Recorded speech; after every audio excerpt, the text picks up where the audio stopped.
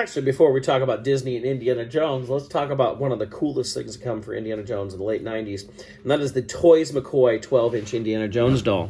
In the 90s, we were starting to get better detailed 12-inch figures, and a lot of the stuff was coming out of Asia, especially Japan and China. This was, I believe it was from Japan. I remember seeing this and thinking, oh my gosh, I so want that. That looks so cool. And it was $350. So this is back in 1990s, late 90s, 99, 98. $350 and that kind of money. And, you know, we think of Hot Toys today generally run, you know, between $200 and $300 for most of the Hot Toys. But $350 back then. And I was like, oh, I so want this. But there's no way I could afford it. I was a college student. But my dad said, oh, do you really want this? I'm like, yeah. And so my dad bought it for me. I couldn't believe he did that. It is still one of my favorite Indiana Jones items that I have. It's got so many cool things to it. The jacket is actual leather. We have an actual zipper on it. He has, if we can bring him over here, he does have his little stand here that says, I think it says Toys McCoy on it. If you can see that, sorry, the light is just not picking it up. There we go. He does, like, his whip is fully, you can uncoil this and use this. Leather belt here. His hat does come off, as you can see. We have a fairly good Harrison Ford likeness, especially for 90s stuff at the time. You can see he has a little bit of hat head there. The hat itself doesn't have any like lining or anything inside it, but it fits on his head pretty well. Very posable and very authentic, like with the leather. But if we look at the revolver here that he comes with, you can actually rotate the revolver there, and this is metal. This is a metal gun, which unfortunately he doesn't like to hold very well because it's heavier, so it falls out. But along with like a metal revolver here, comes with one of the best idols from anything. It's hefty. This is actual metal. You can see it's a very shiny looking gold here. Does have a spot in the bottom, of course, for making the mold for it. But it is one of the nicest ones, and it's nice and metal there. So I always love the idol.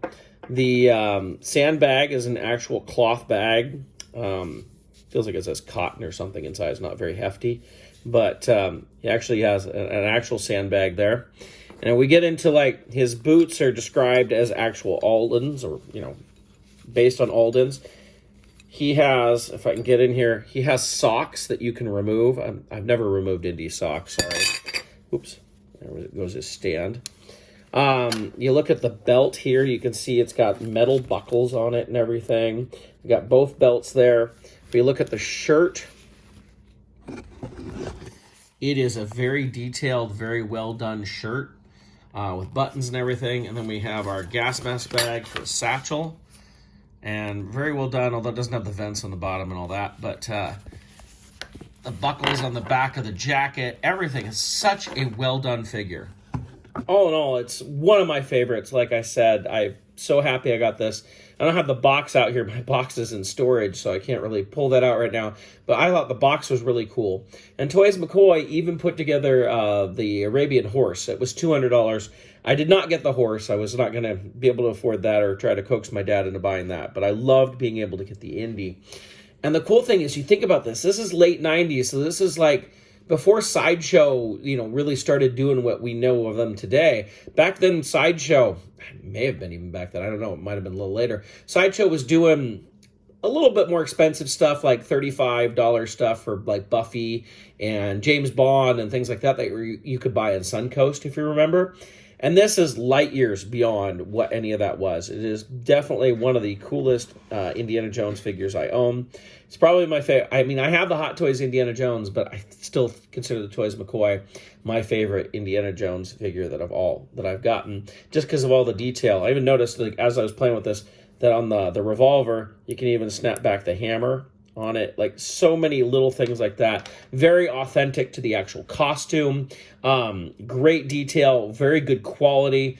I look at, like, my Hot Toys Indiana Jones, and the leather is falling apart on, like, the belts and stuff, and he is even older, much older, and no problem. Everything just stays together. It looks great.